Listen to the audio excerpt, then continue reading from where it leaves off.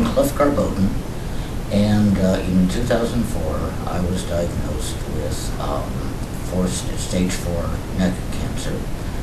Underwent chemotherapy, radiation, and neck dissection.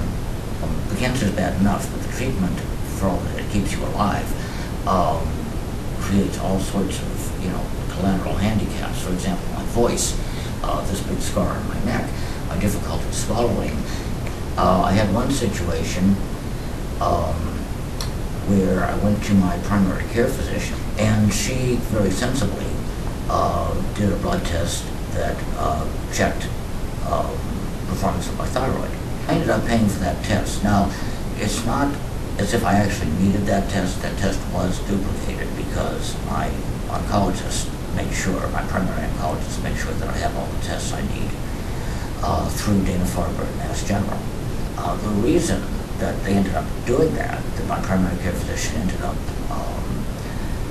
prescribing that test, or having that test done, running that test, was simply because she wasn't aware of how often I had that very same test done from Dana-Farber.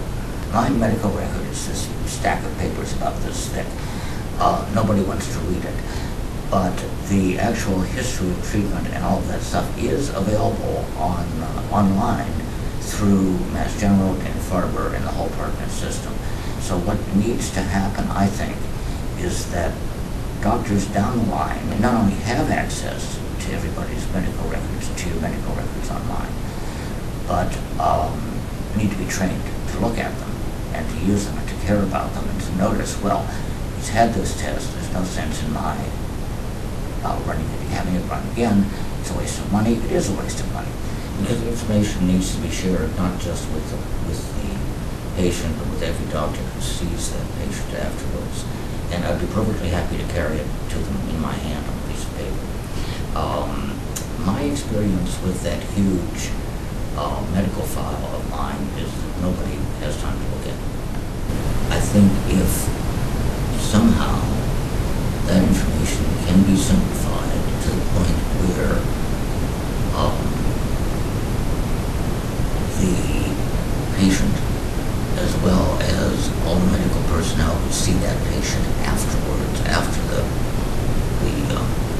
initial care, have access to it and can be easily understood. Patients can't be responsible for remembering all that stuff unless they have access to